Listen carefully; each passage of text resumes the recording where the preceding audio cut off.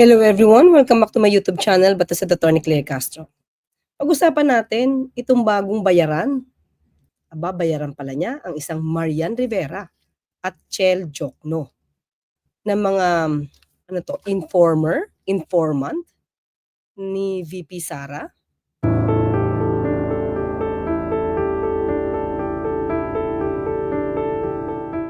Sa tagal ng pagkakaroon ni VP Sara ng confidential funds, 6 na taon siyang mayor sa Davao City, ang laki-laki ng confidential funds na natanggap niya. The Davao City government's annual confidential expenses ballooned from 144 million pesos in 2016 to 460 million pesos when Vice President Sara Duterte was the city's mayor. Documents show the local government had set aside 144 million pesos for confidential expenses in 2016, which was approved under the mayorship of Rodrigo Duterte. During Sara's administration in 2017, Davao City's confidential expenses more than doubled to 293 million pesos. In 2018, it increased again to 420 million pesos and grew again in 2019 to 460 million pesos. It remained fixed at that amount for the years 2020, 2021, and 2022. Based on its financial records appended to an annual audit report, Davao City's local government had 2.69 billion pesos in confidential expenses from 2016 to 2022. So paano nga ito ginastos? Kasi sinabi nga natin kanina, nung siya itinanong ni Senator Riza Hontiveros, in-enumerate niya kung paano niya ginastos o pinagkagastosan ang mga kanyang proyekto gamit ang confidential funds. Ito to, tignan natin mga klira, pakita ko to. Pahiram muna po, TikTok pala to. Ito. Tignan natin wait. Confidential funds. For my una pong tanong dito. Tignan niyo yung mga kasama niya, nandiyan si Atty. Zuleika Lopez, saka yung ibang mga kasama, yung mga na-invite sa House. Tignan niyo mga klira. Madam Vice President, which mandates of the Office of the Vice President will be supported by the aforementioned allocation of the confidential funds? For my term. Ito yung mga kasama niya. Ito yung sa attorney to Tapos ito yung Zuleika, saka ito isa pa niyang kasama to Okay? Tapos lahat sila lumalabas, wala na silang alam sa confidential funds. Pero dito tingnan niyo po yung mga expressions nila. We decided on 3 permanent projects, the charter, the museum, Diba? Tumatango si Atty. Zuleika. and the permanent office. May museum pa pala. Ulit nga. 3 permanent projects, the charter, the museum, and the permanent office. So museum pinagkagastusan ni VP Sara ng confidential funds. And residents of the Office of the Yan. Tignan niyo yung mga tao niya Vice President. And then we took on the projects that made the most impact when I was mayor of tumatango. Ayan Ito rin ang pinagkagastusan niya nung mayor Davao siya. City. The projects that made the most impact when I was mayor of Davao City. These are the entrepreneurship. Sabi ko sa inyo, yung confidential funds din pala niya, nung panahon na siya yung mayor, dito rin ginamit. Ulitin natin. The projects that made the most impact when I was mayor of Davao City. These are the entrepreneurship. Tumatango si Zuleika. Ulitin natin. The entrepreneurship program, the peace building in communities, the Pagbabago advocacy campaign. We added the Pagbabago. So alam niya, di ba? Alam niya. A million trees for Matango rin to siya, in support of the mandate of the DNR. And then we have the Pansarap program. Bawat isa sa mga ito gagastusan ng confidential funds ng opisina nyo? All of these activities use confidential funds. Na alam niya dapat na hindi doon. Di ba? So in other words, doon ba nga talaga niya ito ginastos? Kasi nagdoble-doble yan Sa DepEd, mga kakri, meron din siyang tree planting na project. Tapos sa OVP, meron din siyang magnegosyo taday. So ibig sabihin, yung regular niyang pondo sa OVP at regular niyang pondo sa DepEd, ginagamit niya pa para din doon sa mga proyektong pinagkakagastusan niya ng confidential funds. Diba? Ano ba sinasabi ng batas mga kaklir, ha? So ito, pakita natin. Ito dapat, diba? Unang-una, syempre, para sa peace and order programs. Peace and order safety plan. Dapat meron mga ganyan, mga kaklir, no? And anyway, dito, ganito dapat ginagastos. Okay, tingnan natin, ha? Yan. Confidential funds shall be used only for the following confidential expenses. Purchase of information necessary for the formulation and implementation of programs, activities, and projects relevant to the national security and peace and order. So, ang tanong natin dito mga kaklir, yun ba na tree planting? Tama bang paggagastosan yan? Using confidential funds? Hindi nga eh. Kahit nga si Professor Shelo Magno, sinabi niya hindi doon. So, sabi ko nga, pare-pareho yung proyekto niya. Sa OVP, ganun din. Sa DepEd, ganun din. May tree planting din. So, parang nag-mix-mix yung programa niya. Tapos, yung iba, sinasabi niya, pinagkagastos siya ng confidential funds. And at that time na siya nagte-testify, or rather, nagsasalita doon sa Senate hearing, confident pa siya at tumatango pa yung mga tao niya, including Atty. Zuleika Lopez, at yung iba pa niya. Yung iba pa niya mga lawyers na kasama. Na-imbita sa Committee on Good Government. Okay, ito pa. Kung magre-rent man, di ba, meron siyang libreng sakay, no? Pero itong rental of transport vehicle related to confidential activities. So kung magre-rent man ng sasakyan, dapat patungkol pa rin sa confidential activities in relation to the national security and peace and order. Diba? O rentals and incidental expenses related to the maintenance of safe houses. O saan nyo ginamit yung safe houses na yan? Diba? Sino ang itinira nyo dyan? Saan nyo ginamit? Dapat yon dokumentado.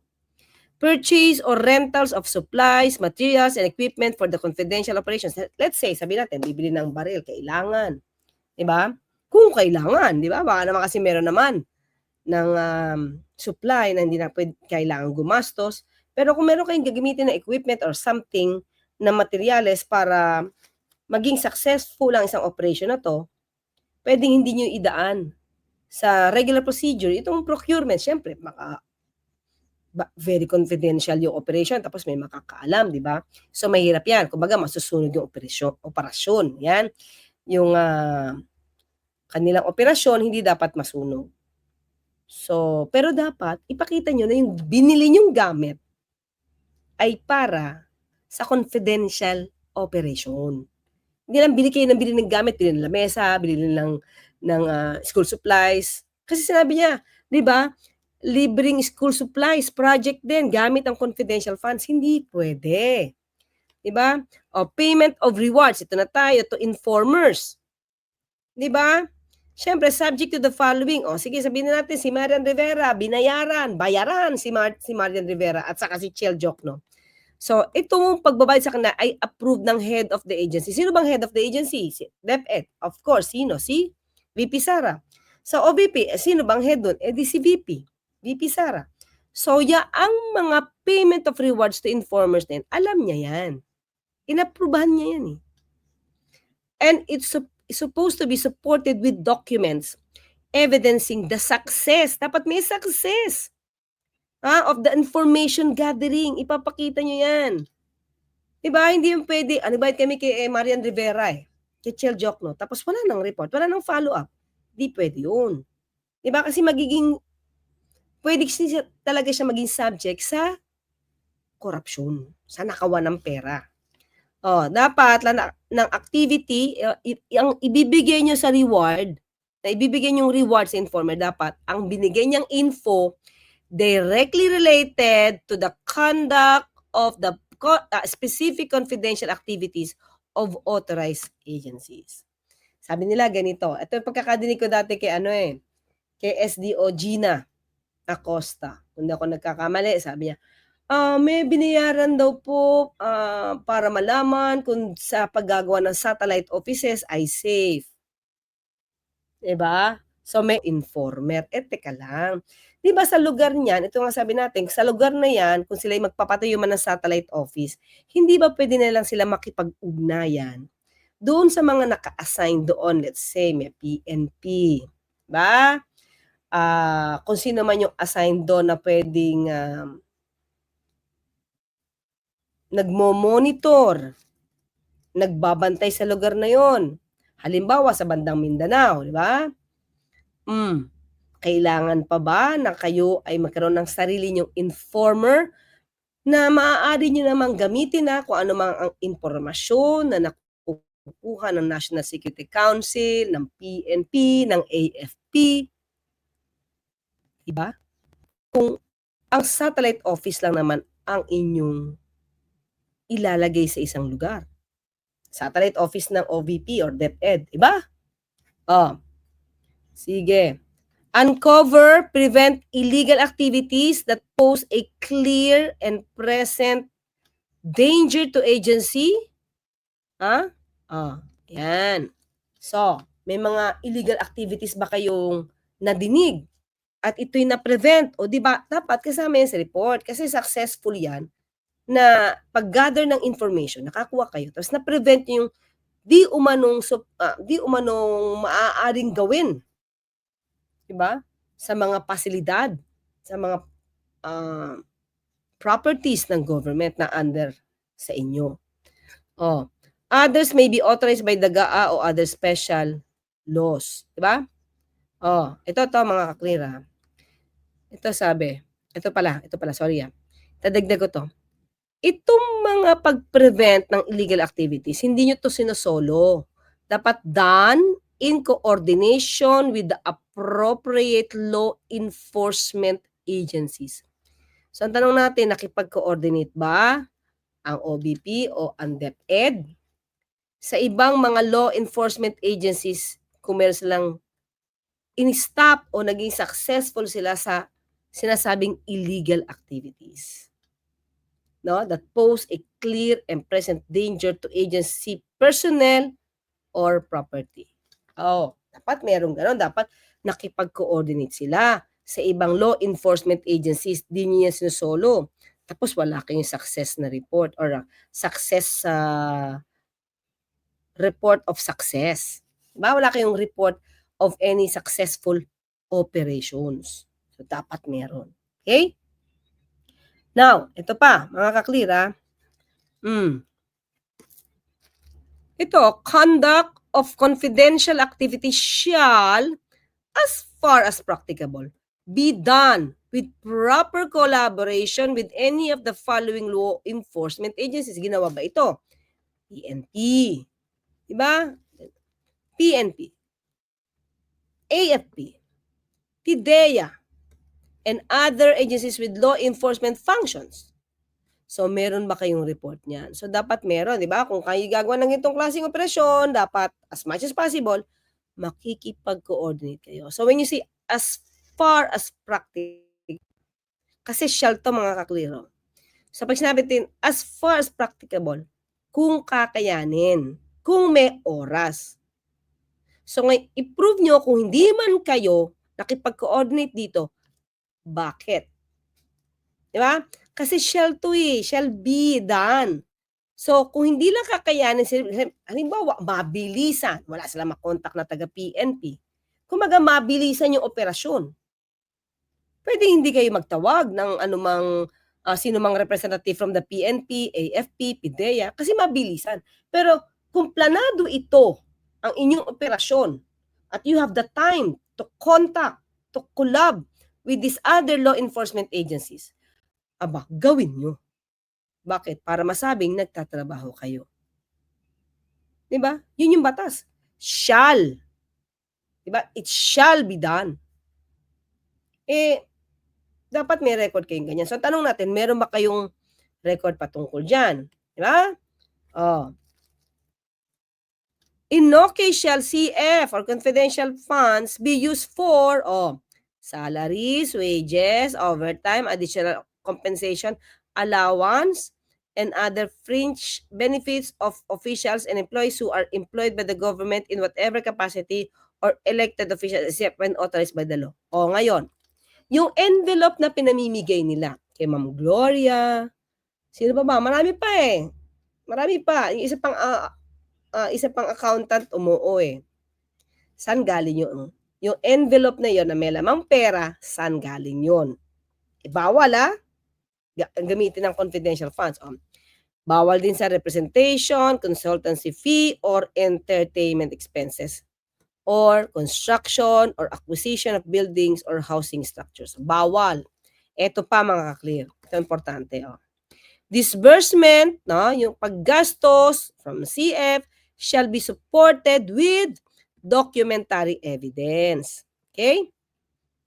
So, di pwedeng alias-alias lang. Yun yung sinasabi ni Senator Lacson. Dapat meron kang dokumento kapag gustong i-verify yan ng ICPAW, diba? Ay pwede tong makita. Pwede tong mabusisi. Diba? Ng Intelligence and Confidential Fund Audit Union. May sariling taga-audit yung confidential funds. Kaya di pwedeng alias-alias lang. At sabi nyo, hindi pwede confidential funds nga. No. Ino-audit din ito ng Intelligence and Confidential Fund Audit Unit, yung ICFAW. Hindi ba? So, dapat may dokumentary ka. Ito nga sabi, di ba? May isang interview, ambush interview sa si VP Sara, sinabi niya na, ang sabi daw ng lawyer niya, kahit na may AOM, yung Audit Observation Memorandum na binigay na yung COA tungkol sa hindi magandang reporting, like liquidation ng itong 125 million na confidential funds. Sabi daw ng lawyer ni VP Sara, huwag mong ibigay lahat yung resibo. AOM na nga. Kinakalampag na ng AOM, ng COA. Kung paano yung ginastos yung 125 million pesos in 11 days. So, ibig sabihin, may nakita ang COA sa mga dokumento ng OVP na hindi na uugma sa paggastos, hindi na tutugma sa batas. So, bakit ang lawyer na magsasabi na wag mong ibigay lahat ang ebidensya, ang resibo? 'Di ba? So, okay, yung binigay na notice of disallowance katuloy. Ngayon gagawa kayo ng resibo, ang dami niyo na ngayong resibong questionable. So in other words, meron pa silang gagawing resibo na gagamitin sa appeal kasi na notice of disallowance na sila. So yun yung sabi niya, kasi may notice of disallowance na, umabot na sa notice of disallowance eh. At sinabi ni VP Sara na hindi nga pinabigay yung mga resibo, siguro gagawin na lang sila sa appeal, isasubmit. Is that not an afterthought? Baka lumabas ito, gawa-gawa ding ebidensya kasi nung nag-submit sila ng kanilang mga resibo, ito na yung mga sinubmit nila eh. Ito mga questionabling resibo na to. Marites Piatos, teriyaki, no? Meron pang Fiona. So, madami. Ngayon, meron ng Marian Rivera at may Chel Jokno. Ayan it should be supported with documentary evidence of payment. So, ano to? Hindi naman to dapat yung may alias. Ibig sabihin yung totoo. Kaya nga supported with documentary evidence. Hindi pwedeng susuporta mo. Fake na document. Sabihin mo kasi code name. Hindi pwede, kaya nga bine-verify. Ito mga dokumento nito is supposed to be submitted to the ICFAW only for the confidential funds talaga to. Diba? So sabi nga natin, ang procedure dito, bago to tanggapin, isa-isa yan habang sinasubmit, isa-isang dokumento. So hindi pwedeng malusutan. Diba? Ayan, in a sealed envelope signed by the SDO. Okay? The preparation of the documentary evidence of the payment supporting the IE shall be subject to the handling of the security officer. Okay? Disbursement from CF shall be supported by certification of accountable officer. So dito lumalabas mga ka-clear. Yung mga tao lahat ni VP Sara sabi nila wala silang alam. Pirma lang sila ng pirma. Pwede ba yun? Bakit ka pa naging accountant diyan? Sinertipayan mo yan eh. Tapos pikit mata kang pipirma? Oh, so kasama na diyan mga kaklir yung 15 million pesos na hindi naman talaga ginastos ng DepEd sa summit, youth summit kasi hindi pala sila gumastos doon according to the colonel, yung mga colonel na naging bisita at naging resource person doon sa Committee on Good Government. Yan. So the expenses were incurred in connection with the agency's intelligence and or confidential operations and activities with supporting documents attached to the liquidation for CF.